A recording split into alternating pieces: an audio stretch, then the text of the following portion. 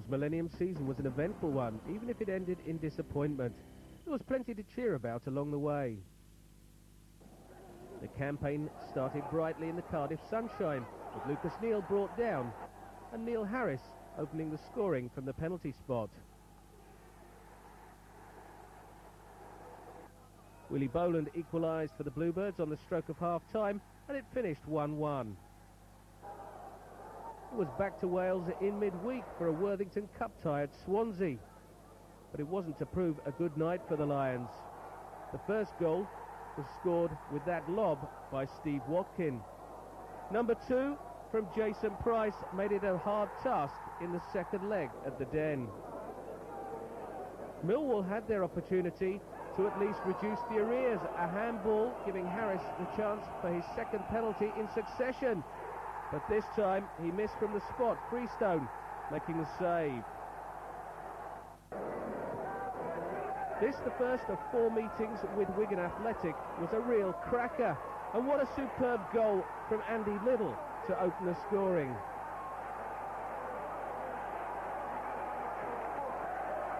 The second was also something of a wonder strike. A rarity this for defender Stuart Balmer.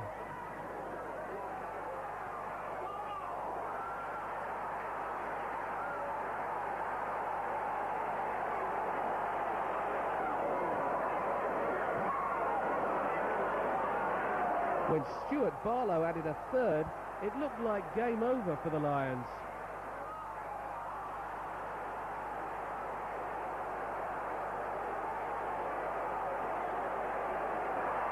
But Millwall proved throughout the season that they lacked nothing in terms of spirit, and with 12 minutes left, the comeback began.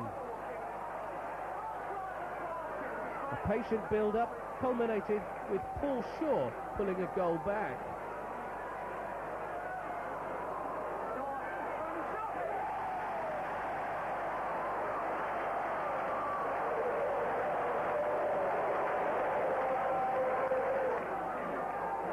The replay shows how Shaw brings the ball down and completely loses his defender before producing the sort of strike with which he's become renowned. Paul Eiffel again involved in the build-up for the second goal, and it's his cross which leads to Tim Cahill's volley to make it 3-2.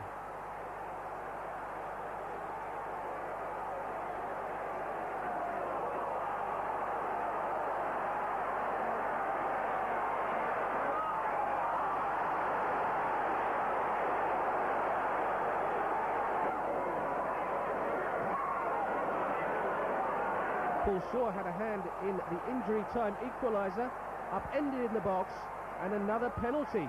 But who would take it this time? Harris had scored one and missed one in the previous 2 games. Lacking nothing in confidence, Harris steps up to level it up from the spot. A remarkable comeback in the last 12 minutes. It finished Millwall 3, Wigan Athletic 3. A rare TV appearance for the Lions next, and Robbie Ryan's goal line clearance kept them in the game early on. But it was a brief respite for them as Peter Thorne put the Potters in front.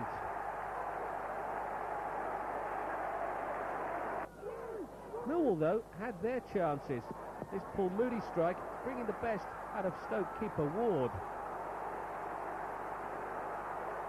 And a mighty scramble follows, and eventually a big boot puts the ball to safety.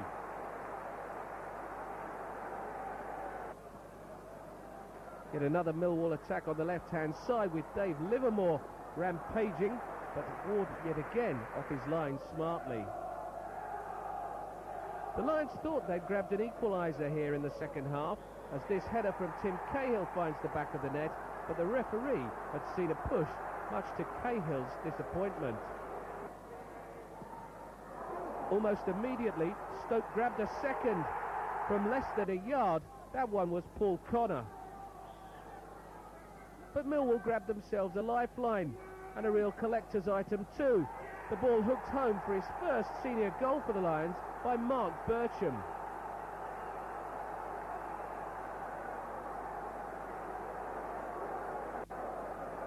Certainly Bertram will want to see this one again. He'd already scored at international level before his first domestic goal. But just as Millwall thought they might get back into the game, Joe Dolan is penalised for bringing down Connor. A controversial penalty decision, and Joe Dolan doesn't like it. Graham Kavanagh makes it 3-1 from the spot, and somehow the Lions are on their way to defeat after dominating the game. When this Mark Bertram effort goes wide of the target, the Lions knew it wasn't to be their day. Back in the Worthington Cup, and the Lions had to come back from a 2-goal deficit. Fit again Richard Sadler gave them the first half lead they needed, bringing the ball down and hooking home off a post.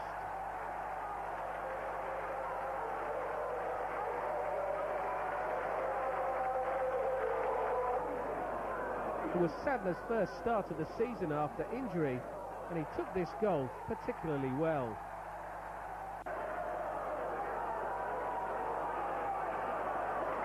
In the second half, Millwall had a gilt-edged opportunity to level the tie as Dave Livermore gets down the left-hand side and lays the ball back for a high-hanging cross from Robbie Ryan. Quite clearly Tim Cahill brought to the ground, and the referee points to the spot. Neil Harris, who'd scored 2 and missed 1, levels it up as far as he was concerned. Another save from Freestone, who denied him in the first leg, and the Lions were on their way out of the competition.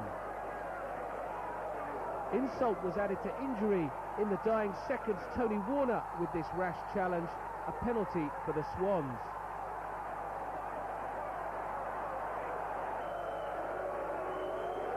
Tony Bird showed Harris the way it should be done. 1-1 on the night, and Millwall still looking for their first victory of the season.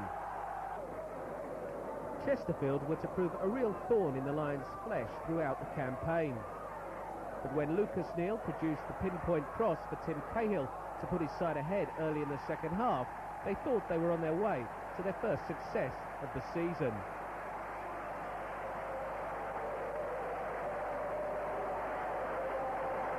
This was a goal made in Australia. The cross from Neal, the header from Tim Cahill, who gets up so well for a man of his stature.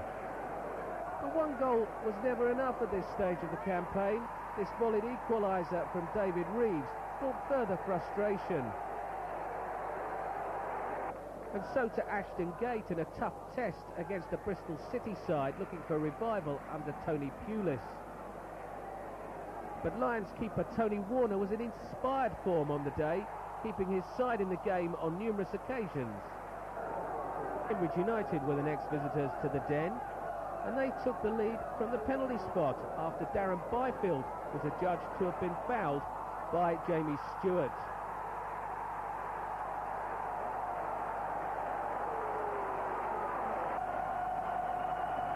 Martin Butler was the man on the spot, again sending Warner the wrong way.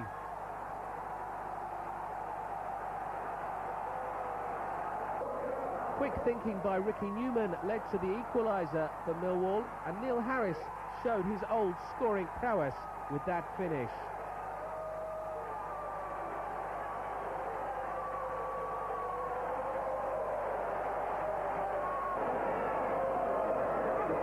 Eventually, Millwall managed to find a winner.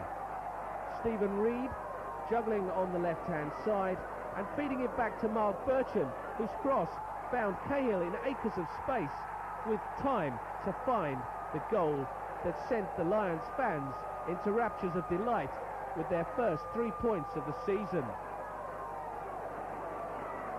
Some were looking to the linesman for an offside flag, but Tim clearly was onside, and boy did he finish with some style.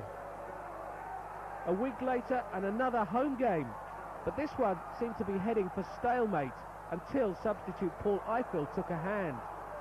There seemed no danger when he picked the ball up on the left-hand side, but he cut in and produced that finish to make it 1-0 and 2 wins on the spin.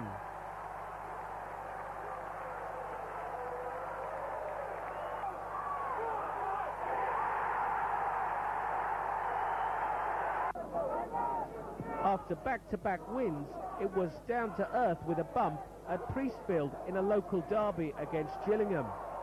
Millwall made a real hash of clearing their lines, and in the end it was Junior Lewis who finished from some 6 inches. No argument about the second goal though, a wonder strike from Robert Taylor. A week later, and an opportunity to put things right at the Manor Ground, Oxford, and Paul Shaw again with a spectacular goal to put his side in front. This was to prove the Paul Shaw show. Oxford had no way of keeping him in check. It was his persistence which led to the second goal. The block fell invitingly for Paul Eiffel, who knew where Shaw was, and this low drive gave the keeper no chance.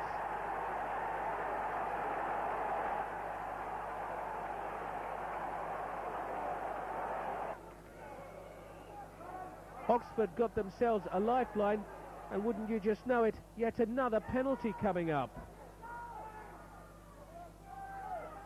Ricky Newman was the offender here, pulling back Matt Murphy. And as the referee points to the spot, Murphy himself will be the man to take it. Yet again, Warner guesses wrong, and it's 2-1.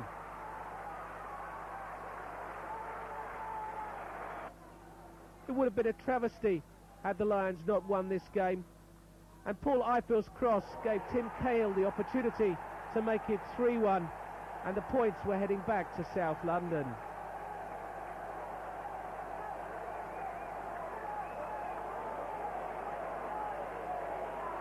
Eiffel was becoming increasingly influential, and this was the perfect cross for Cahill.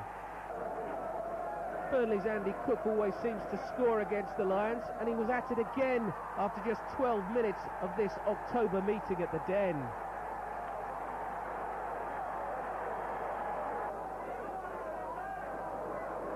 But in the second half, Millwall were the dominant force, and Eiffel again in fine form. After cutting inside, he plays in a low ball which falls invitingly for the man who just can't stop scoring, Timmy Cahill.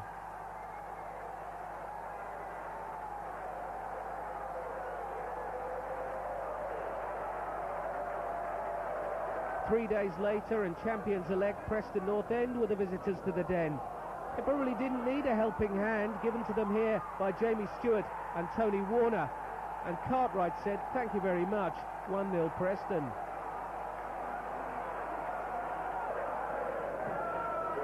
If that was a gift, there was more generosity to follow.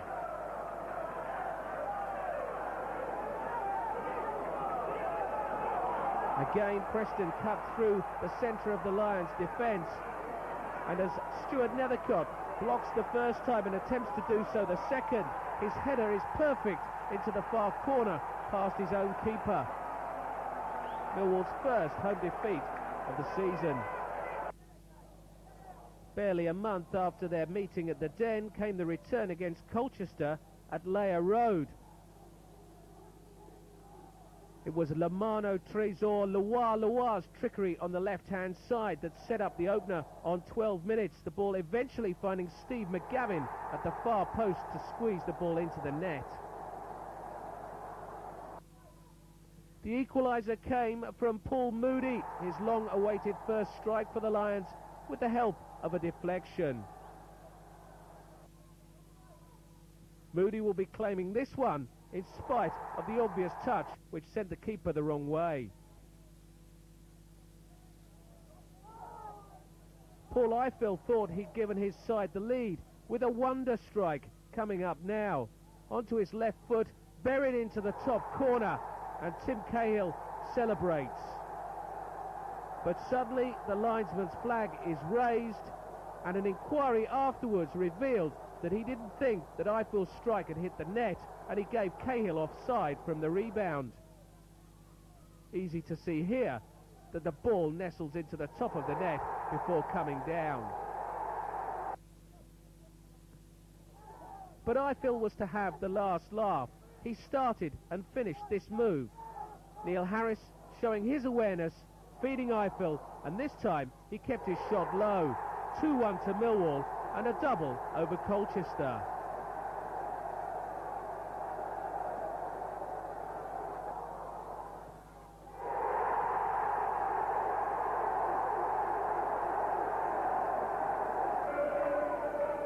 It wasn't to be Millwall's cup year.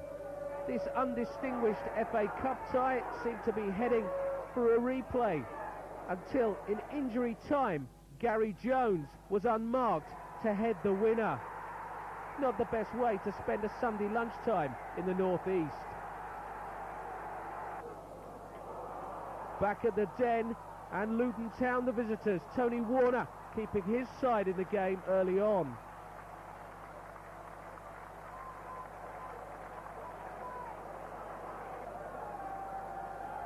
Luton boss Lenny Lawrence described the Lions' performance as the most committed he'd seen against his side in a long time. And just one goal was needed to win it. Persistence there from Lucas Neal, perhaps the suspicion of a handball, but eventually Mark Bircham takes over and the ball breaks nicely for Neil Harris and then Tim Cahill to finish the job.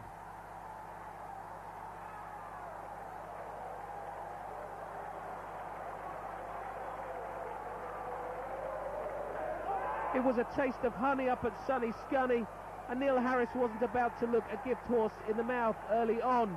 Restored to the starting lineup, and his confidence boosted by that tap-in. The Lions were in rampant form, and they were 2 up after 25 minutes. This, a header from Paul Eiffel, you don't see too many of those.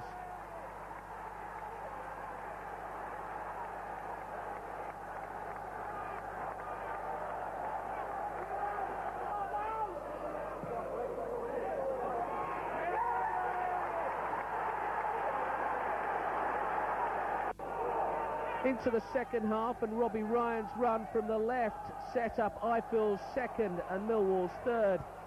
The ball breaking to the winger, who produced an excellent low strike across the face of the keeper and into the far corner.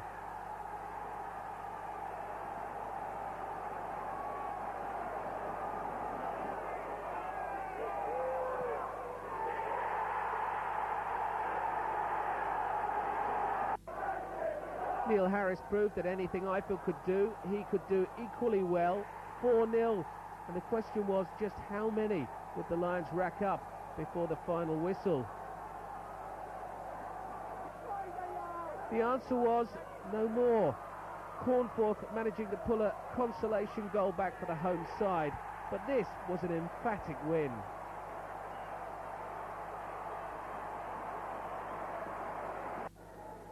A midweek trip to Oldham is always something to look forward to, even more so when you gift them an early lead, dispatched by Dudley.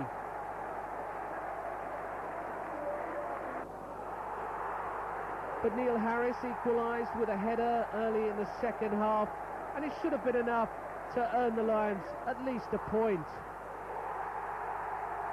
Harris not renowned for his prowess in the air, but he got up particularly well.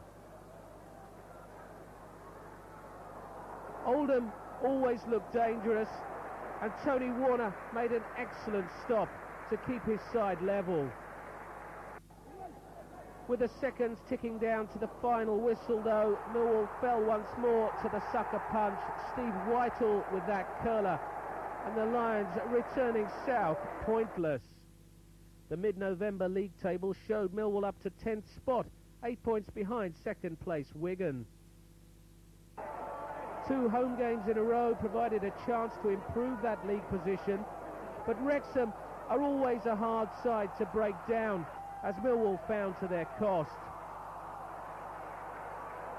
Chances in the game were few and far between, and Robins keeper Kevin Dearden was adopting a they shall not pass attitude. The closest the Lions came to breaking the deadlock was courtesy of a Wrexham defender, as the ball is worked out to the right-hand side with good work from Mark Bircham. The cross was pinpoint, but Dearden's save was exemplary.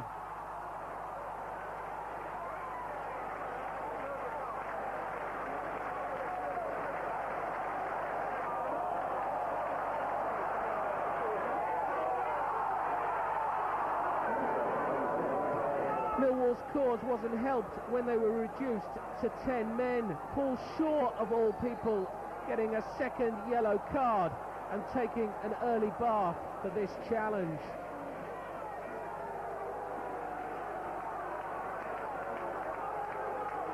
Frustration all round, and it finished 0-0. A different story though against Reading. Michael Gilks restored to the starting lineup against his old club, and fit again Paul Moody in borrowed boots, giving the Lions an early lead.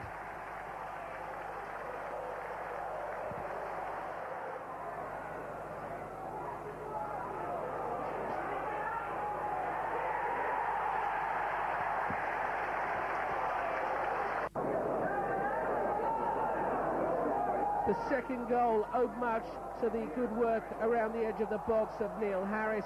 He found his co-striker, a tap in for Moody, his second, and it's 2-0.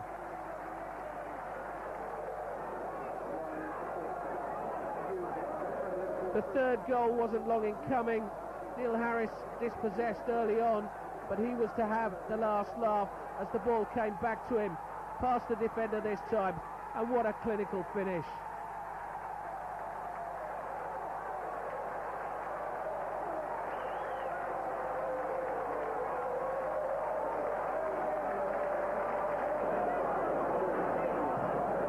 It remained one-way traffic after the break, and the question was when and not if Moody would complete his hat-trick.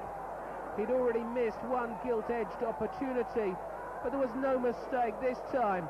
A header giving the keeper no chance once more.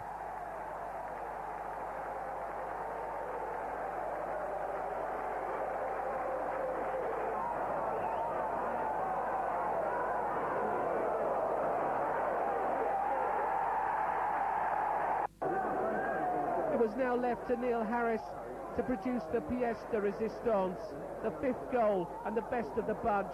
You won't see a better strike than this, curled into the far corner. Excellent stuff.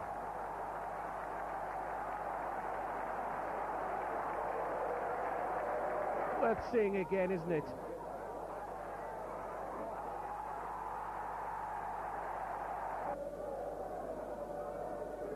Next up was a trip to the seaside, but on a Tuesday night there wasn't too much paddling or sunbathing to be done.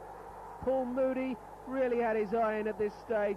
Another headed goal from close range, giving Millwall the lead at Blackpool. The home side's leveller was similar in construction, as John Murphy's head met David Lee's centre.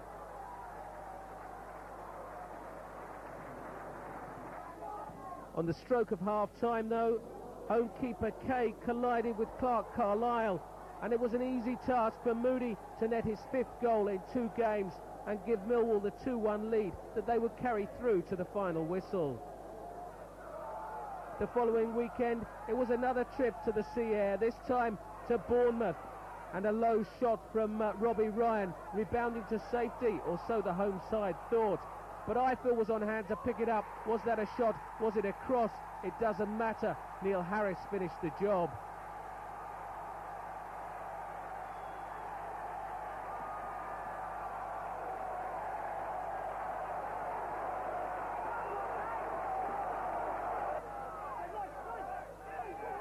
Bournemouth's equaliser was controversial in the extreme, coming up a cross shot from Carl Fletcher, which went all the way into the net, or did it? The answer was no, it didn't. It got there with the helping hand of Jorgensen. The referee didn't spot it. No matter, Millwall were not to be denied. In the gloom of the Bournemouth floodlights, Neil Harris produced yet another first-time strike, giving Ovendale no chance and keeping Millwall's bandwagon rolling.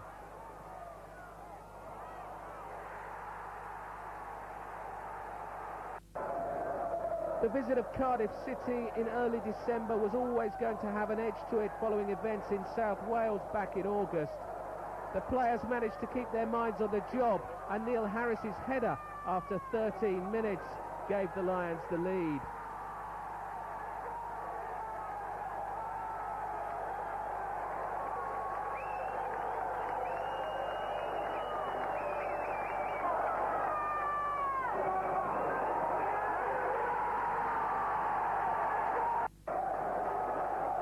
The second goal followed a well-worked move down the right-hand side with Lucas Neal featuring prominently and Neil Harris also involved.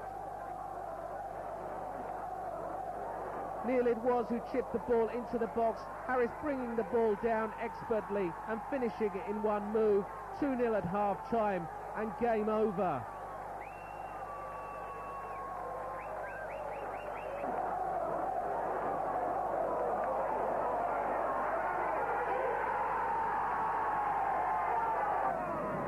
Coming up, a third cup exit at the hands of lower division opposition. Brighton this time in the Auto Windscreen Shield, winning thanks to this late effort by Gary Hart.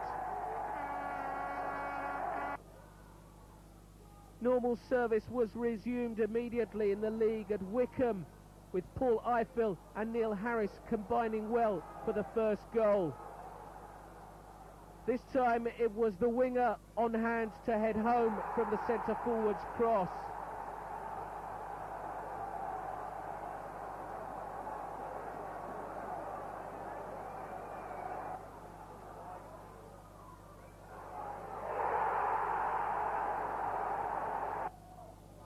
Wycombe's equaliser was well struck, with Dave Carroll's short free kick being laid back by Ablett for Keith Ryan to give Warner no chance.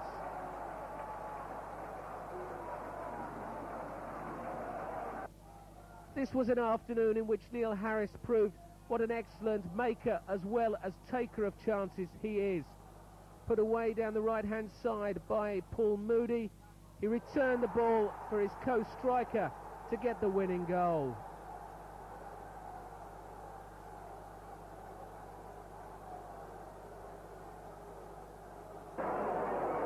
The final pre-Christmas fixture was a tight affair against Notts County, which needed a special goal to win it, and this Richard Sadler volley was worthy of winning any game.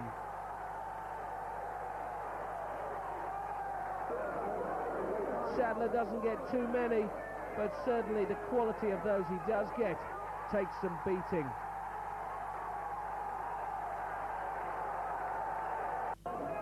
Six wins on the spin had put the Lions right up into contention, but that came to an end at Bristol Rovers, where Jason Roberts' late strike decided the issue. Sadly, no footage of that game. The final fixture of the old Millennium came at home to Brentford on December the 28th, for whom Gavin Mahon opened the scoring.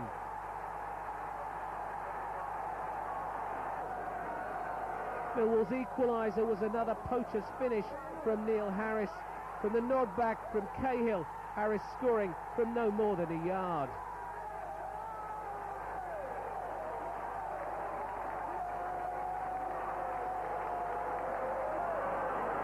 This was anybody's game and a real thriller, but Brentford stunned the home side by scoring a second goal with just 5 minutes left, thanks to this low drive from Martin Rowlands. For those of you who left the ground early, here's what happened next. Paul Shaw, on as a substitute, was to have a vital hand in proceedings. The ball bouncing about that Brentford area, eventually finding Shaw, and his volley gave the Lions an equaliser and what they thought was a share of the spoils.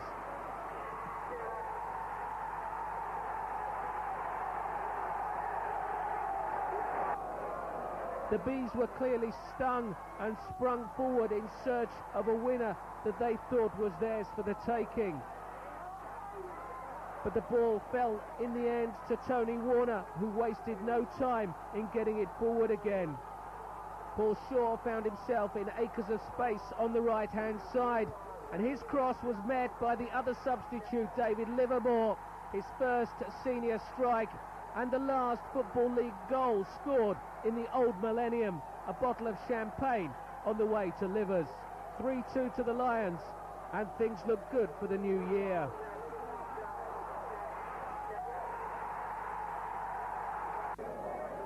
A midweek trip to Bury, the perfect way to welcome in a new century, and after dominating proceedings for the first 45 minutes, the Lions found themselves behind at the break.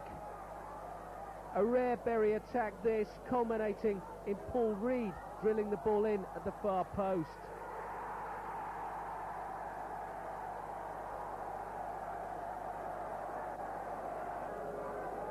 but the Lions stuck to their guns, and they finally got a break 10 minutes into the second half when Chris Swale's back pass was perfect for Neil Harris, who needed no second invitation. And the dance was certainly a merry one.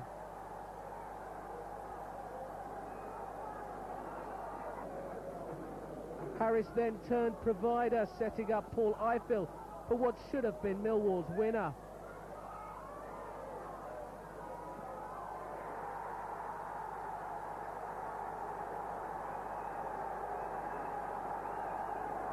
Not as good as the first one, I'm afraid, lads. But once again, a late goal conceded was to prove Millwall's undoing. This time it was Steve Redmond's effort which squirmed out of Tony Warner's reach. 2-2 the final score. The league table now showed the Lions up to 4th spot, 6 points behind Preston in second, and definitely the form team in Division 2. Wycombe Wanderers put paid to that, with Sean Devine, an ex-Lion, giving the visitors an early lead. Millwall equalised right on the stroke of half-time, yet another close-range effort with the head by Neil Harris. They couldn't make any further progress though, and 2 home points were dropped.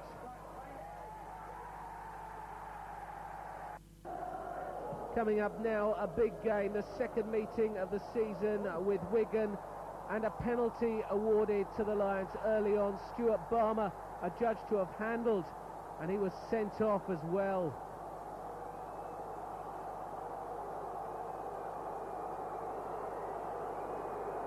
Barmer can't believe it, but Paul Moody steps up to put his side in front from the spot. However, he's denied by Roy Carroll. How many penalty misses is that for Millwall this season? It seemed that Dave Livermore, though, had made amends just 3 minutes after the break with that header into the far corner, and with a man advantage, it should have been 3 points coming back to SE16.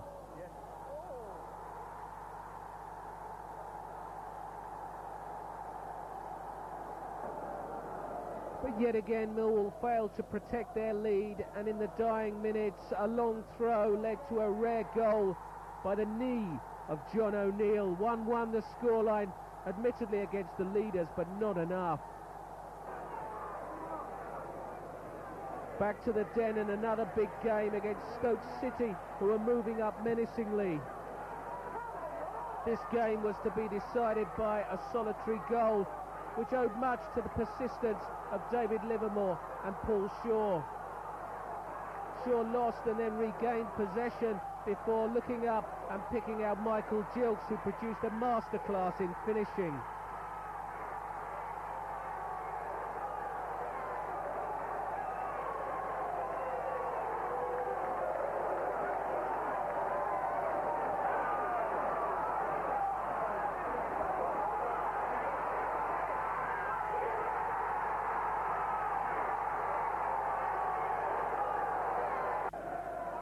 Millwall might have eased the pressure on themselves had they taken other chances that fell their way. This was a fairly typical example, as firstly Paul Shaw sees his efforts saved, and then Paul Moody produces, well, not one of his best finishes of the season, was it? The Lions' performance at Chesterfield was certainly one of the low points of the campaign. Millwall could have no complaints at a 2-0 defeat against the side who finished bottom of the table. The first goal dispatched there by Wilkinson. The result put beyond doubt in the second half, Chris Beaumont firing home, and for the first time this season, questions asked about the team's commitment. The sendings off of Neil Harris and Matthew Tipton were the main talking points in this dour game against Oldham. This time it was the Lions who left it late. Injury time beckoning as Paul Shaw was upended in the box. The referee had no doubts, a penalty, and Paul Shaw picked himself up to score the winner.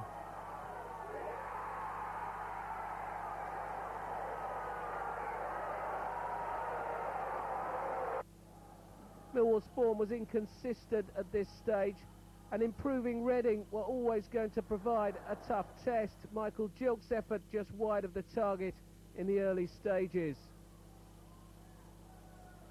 But the Royals looked dangerous themselves, and after this one had rebounded from the crossbar by Butler, the warning signs were there.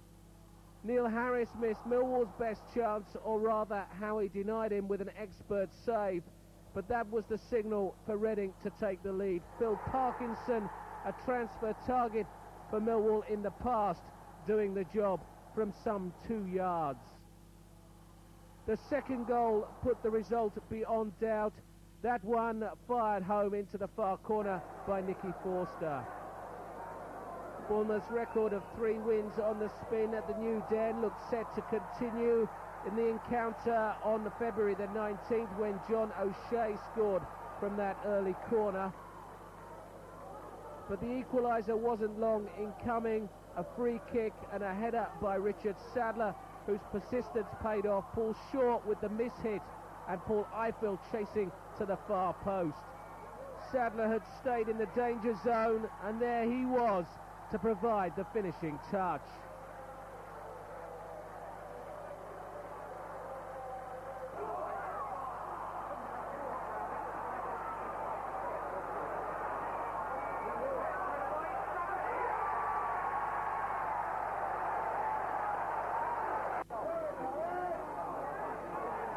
Sadler was to prove the major influence on the outcome of the game as his compatriot Robbie Ryan dinked the ball forward and Eiffel helped it on. This is clinical finishing from the big man.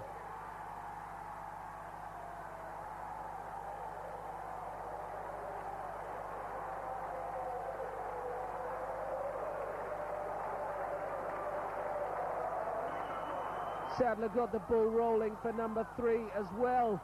But watch for this excellent, exquisite pass from Michael Gilks to set up Paul Eiffel. Perfectly weighted, and the winger holding off the challenge of the defender to dink it over Ovendale and make the final score 3-1 to the Lions.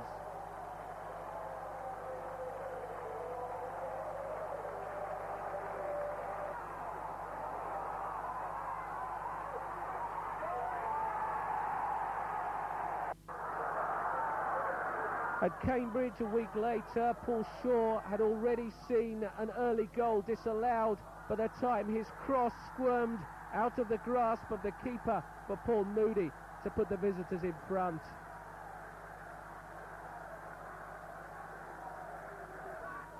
The second goal also came down the left flank. Michael Gilks this time with the centre, which Moody dispatched. 2-0 the scoreline, and insurance against United's second half comeback, which included a missed penalty.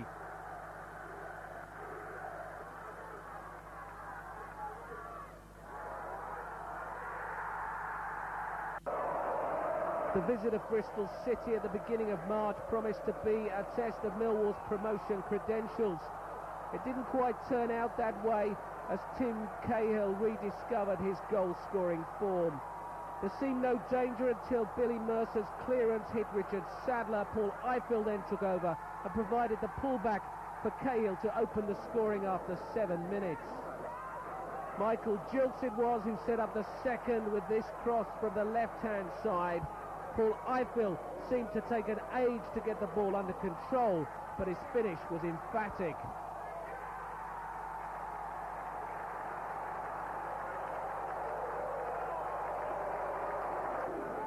Goal number 3 followed a free kick, with David Tuttle laying the ball back to Paul Shaw, whose cross was converted once more by Cahill.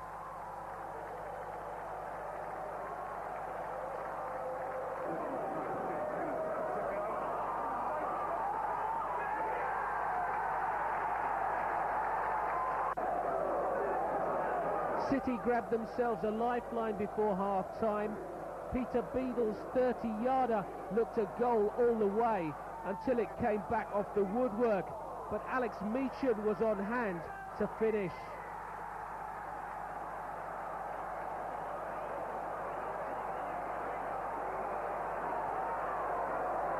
Into the second half, and Robbie Ryan got a nosebleed when he found himself so far forward.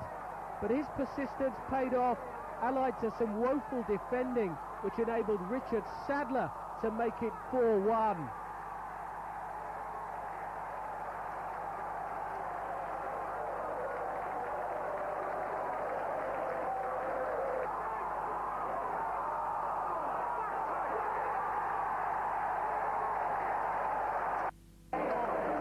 Now from the sublime to the ridiculous. Things started well enough against Scunthorpe when Michael Jilk's shot rebounded off the crossbar and Tim Cahill followed up to put Millwall in front.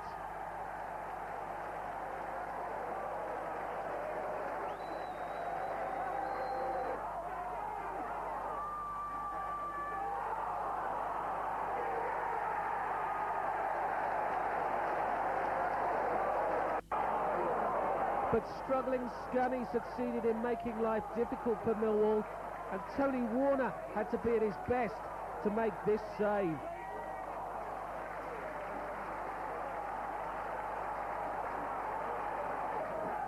It was a short-lived reprieve, however, as Richard Logan volleyed an equaliser from the ensuing corner.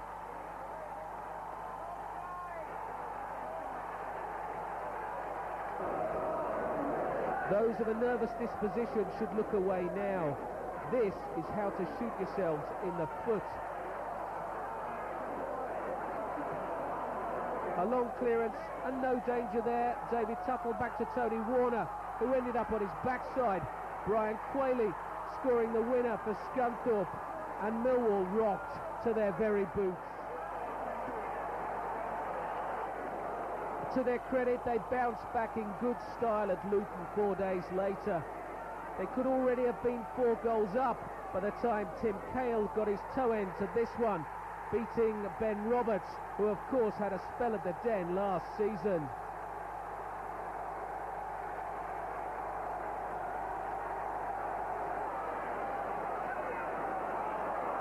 Cahill was now clearly back in the scoring groove, and he it was who made it 2 following this move down the left. Richard Sadler with an effort which was parried by Roberts, but who's there on the end of it? That man Cahill once more.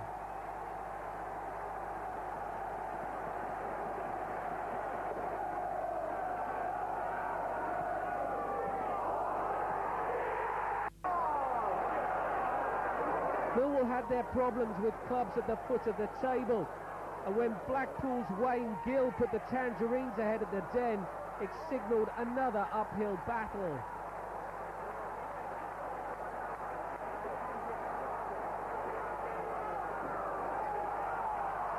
After Dave Livermore had won this challenge, he switched the ball inside for Harris, who found his way into a cul-de-sac and then out of it. Sadler looked set to equalise until his legs were taken from him.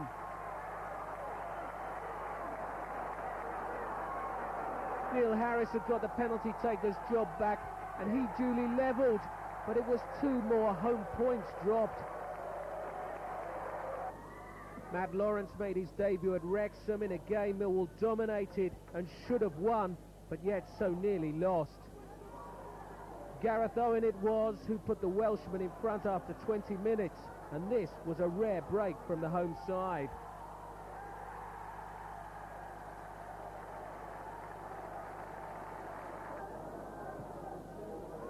Millwall had to wait until injury time for the equaliser. Michael Jilk's low volley taking the merest of deflections, but it was just enough. With 8 games remaining, Millwall still found themselves in 4th spot, well placed for the playoffs, but 6 points short of an automatic promotion place. Coming up, a real 6-pointer against Bristol Rovers. There were chances at either end before the deadlock was finally broken. On 27 minutes, Neil Harris once again demonstrated that he is the master of the striker's art, holding off a defender to score from Dolan's long ball.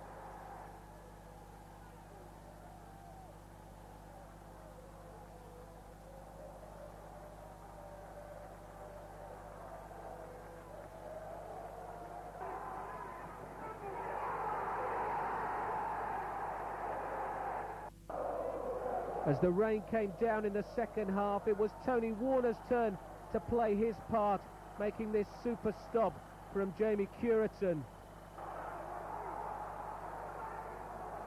But then Neil Harris got away once more and looked certain to score, but Richard Sadler was taking no chances and finished the job himself.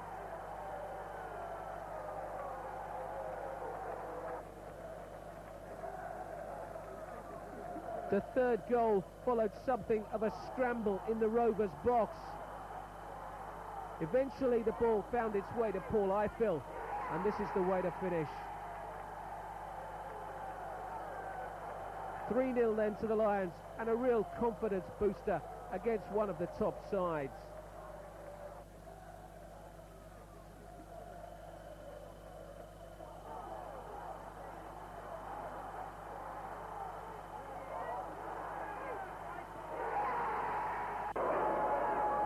Into April now, and a trip to Notts County, who were still in the hunt for a playoff place themselves at this stage.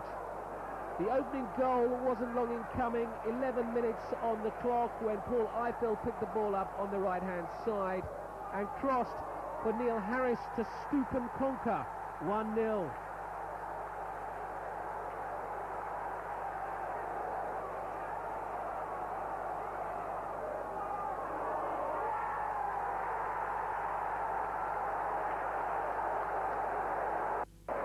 Millwall had dominated the first half, but County came back into it in the second. Their equaliser, Route 1 stuff, and it was Dwayne Darby who provided the goal that brought County a share of the spoils.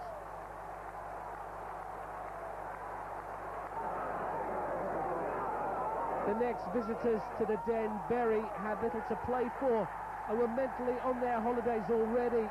Paul Moody wasn't, as he slid home the opening goal. The second was a right flank creation involving firstly Paul Ifill and then Matt Lawrence. The former Fulham and Wycombe fullback getting to the byline, working his way inside, looking up and picking out Neil Harris, who finished perfectly.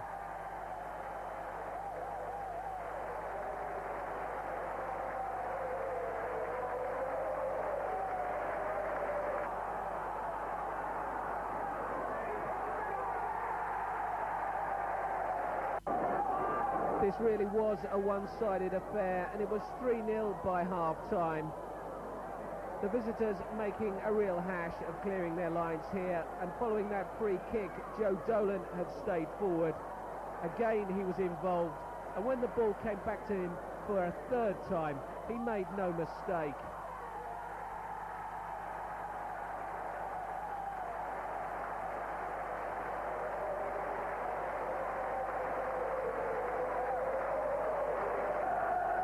Neil Harris was looking for his 20th goal of the season at this stage, and were he more clinical from the penalty spot, he probably would have finished with nearer 30.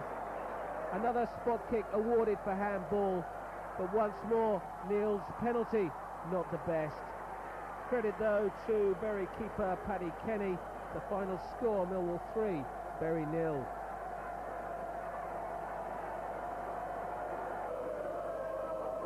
The local derby at Brentford didn't get off to the best of starts for the Lions. The Bees hadn't scored in their previous 7 games, so it was no surprise when after just 3 minutes, Lorenzo Pinamonti produced an unstoppable left footer into the top corner.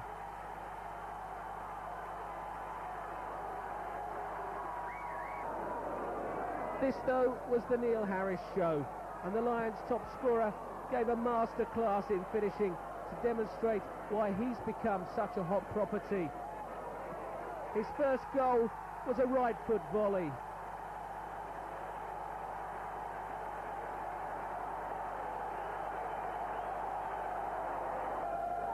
The second goal followed a corner, and this time Harris hooked it home with his left foot.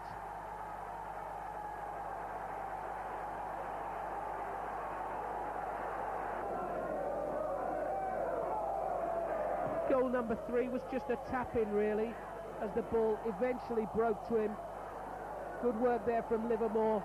The ball coming back off the keeper. Oh, he did have to round the keeper inside, put it in from a tight angle. Perhaps not anybody could have done that. A hat-trick for Neil, and well deserved.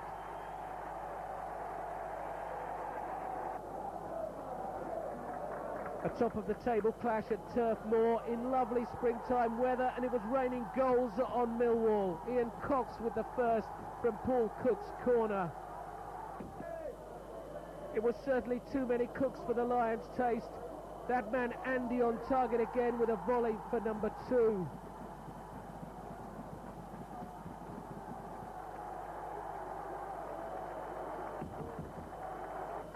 Set pieces were Millwall's undoing here. Steve Davis, far post header from a corner, seemingly putting the game out of their reach.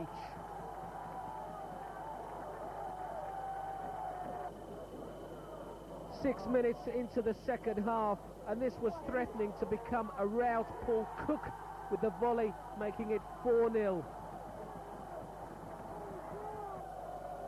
But that never-say-die attitude came to the fore again, and Neil Harris gave the visiting fans a semblance of hope when he pulled a goal back.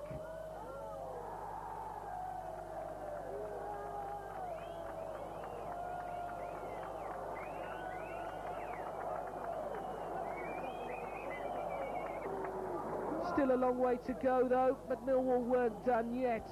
And when Paul Eiffel played Neil Harris in for the second, Burnley began to wobble.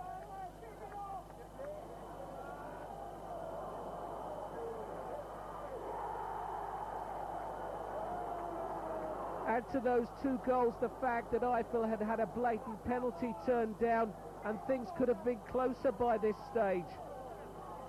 The third goal probably arrived just a little too late. Shaw with the cross, the ball rebounding out, hooked back in, and there was Cahill with the header. And all of a sudden, just that semblance of hope that a miracle could be achieved. However, it was just too little too late.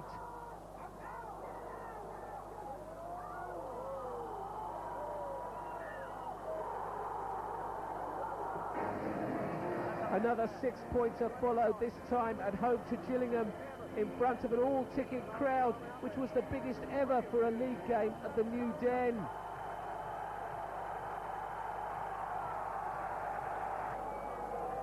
The Lions soon picked up where their goal-scoring exploits had left off at Burnley. The first goal starting with Tony Warner's throw via Paul Eiffel and then Lucas Neal, before finally Paul Moody produced the perfect strike, giving keeper Bartram no chance whatsoever.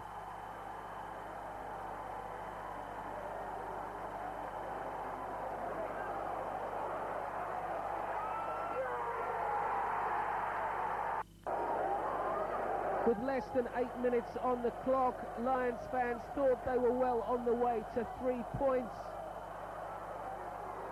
Livermore laying the ball square, Matt Lawrence ever willing to get forward, and his ball picking out Neil Harris.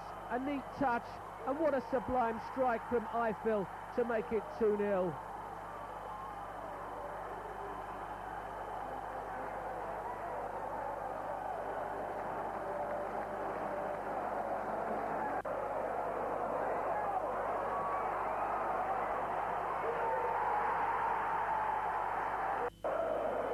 The Gills, though, proved their resilience, and Ty Gooden's 25-yarder probably came at the right time, bringing the visitors back into the game.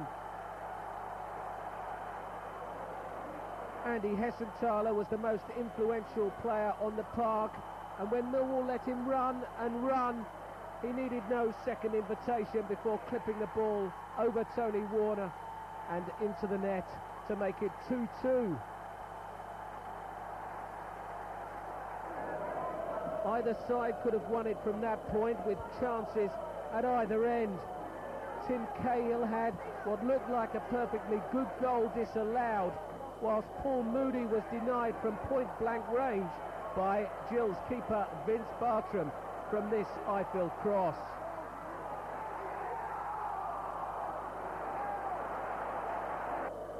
Preston had by now won the second division title, The Lions needed the points. What they didn't need was this opener from Ayres on 31 seconds of the meeting at Deepdale.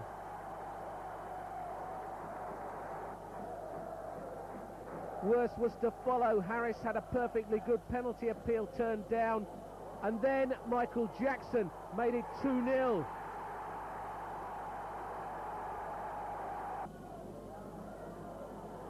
This all began to look worryingly familiar as Brett Angel forced the ball in from close range to make it 3-0 at half-time.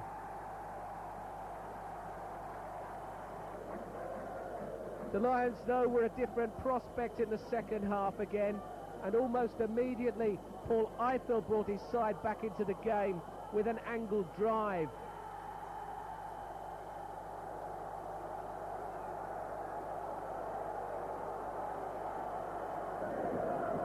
The second goal wasn't long in coming either. It was one-way traffic now. Tim Cahill picking the ball up and feeding Matt Lawrence. Great turn from Harris. He squared it off, and here comes Lucas Neal's first goal of the season, and what a timely one it was. However, it just wasn't enough, and with one game remaining, Millwall had slipped out of the playoff places. A vital last Saturday coming up. Results elsewhere of importance too. At least there was an early goal against Oxford to settle the nerves. Paul Eiffel's shot being blocked, but that man Lawrence was there again. What a super cross, what an excellent header. 1-0 Millwall with 6 minutes on the clock.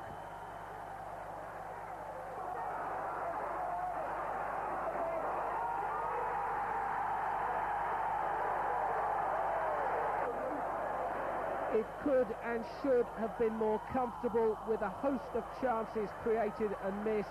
This one came off the shoulder of Tim Cahill. Had he met it with his head, it surely would have been a goal.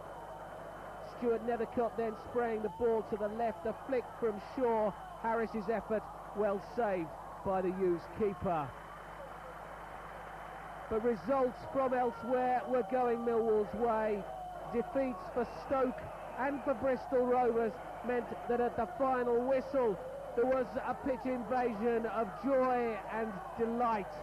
Millwall were in the playoffs. The Lions were denied automatic promotion ultimately by those points dropped against Gillingham, Burnley and Preston. 5th place to finish, and in prospect a two-legged affair against Wigan. Well, Keith, a great end to a traumatic day, we can say now. We've won 1-0 this afternoon, and the results elsewhere have gone well, and we've got Wigan in the playoffs. Yeah, that's right. It's been a very long week this week. After a couple of games we were disappointing, and we knew today was a big game, and we had to win it. And that's what we went out and done today, which is pleasing. We got the perfect start, lovely cross from Matt Lawrence, and Neil Harris buried his header, and we played some lovely football in the first half. Should have had a few more? Yeah, it was like saying earlier, for the first 25 minutes we played very, very well. Lots of chances, should have been a bit further in front, didn't get them. Had a little sticky patch towards half-time because the other side were relaxed and there's nothing to play for them, but they did work hard, make it hard, and in the second half we just ground that result, which is what you need. Wigan in the playoffs, a little bit of revenge to get there? No, I'm not like that. Well, it's another football game, and you know, we like to go and win it. It's going to be hard games, home and away. Hopefully we can play at 3 stadiums. And so to the playoff first leg at the Den, another big crowd and a cracking atmosphere. It was to prove a tight and tense affair without too many chances for either side. Zampa the Lion played his part to whip up the atmosphere, and the fans were in good voice at kick-off time. There were worrying moments for them though, no more than on this occasion when Tony Warner's alertness spared the blushes of his own defender, David Tuttle.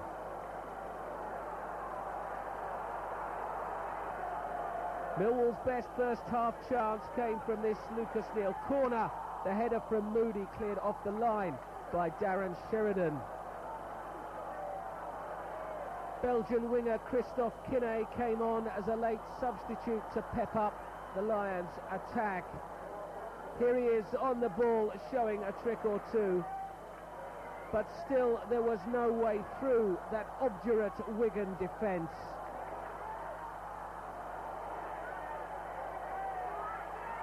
That was about as close as Millwall came in that second period, and it finished 0-0. Disappointment then that they couldn't take a lead to the JJB Stadium, but confidence still high in the Millwall camp. Millwall captain Stuart Nethercott, there wasn't a lot of chances in that game today, Stuart, was there? No, we knew that. I think the teams are very even. You know, I think it shows during the games we've had them this season and the ones we've had last season as well. You know, I think that we're very matched up, two very matched up sides, and it shows today there wasn't many chances, and I think, you know, it could be the odd goal that's going to nick this tie. Alan McCleary, the man they were all talking about coming into today's game, Neil Harris, 25 goals in 34 matches, but they played him very well, didn't they, Wigan? Yes, they defended well today. A lot of credit goes to Wigan. I mean, they've come here, they've set their stall out.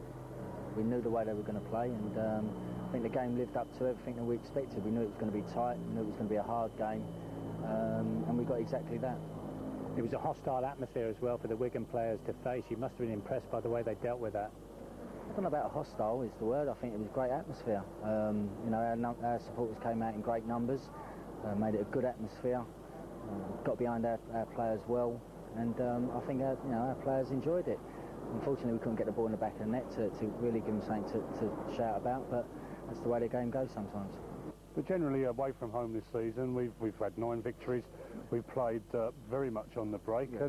and we seem to be a lot more at ease in that way of playing. Yeah, we look good away from home. You know, we've got the players that can do it on the break. You know, we've got a lot of pace in the team, with the whips and up front. So you know, we've got them sort of players. So you know, we'll be confident up there. You know, it's still 0-0. It's half time, and we'll be going up there confident. Did you feel the decision to take away the away goals had any effect on today's game? Not really. At the end of the day, if they wanted to come come at us and get a goal, it was up to them. You know, that they set their stall out and tried to hit us on the break. But you know, we've kept a clean sheet, and we've got to carry that on up there. If we keep the clean sheet up there, then we've got half a chance of winning the game. This, though, was the night when Lady Luck deserted the Lions. They dominated virtually from start to finish, but failed to get their just reward. It was that foul by David Livermore which led to Sheridan's free kick, Livermore's deflection past Tony Warner, and Wigan in front in the second half. It was one-way traffic thereafter as Millwall piled forward in search of the equaliser. Paul Moody denied this time by keeper Derek Stilley. When Stilley was beaten, Millwall still failed to find it off the line once more. At this stage, Wigan just couldn't get out of their own half, but Millwall couldn't make all that pressure pay. More chances to come yet, and Paul Moody will go close, but not close enough. Robbie Ryan plays a neat one too. The ball invites Moody to find the back of the net, but it's just wide of the target. By the dying seconds, even keeper Tony Warner was lending weight to the attack. It was desperate stuff, but still that Wigan goal was leading a charmed life. That proved to be the final throw of the dice, the final whistle, and Millwall's season was over. The Lions had given their all, but it just wasn't quite enough.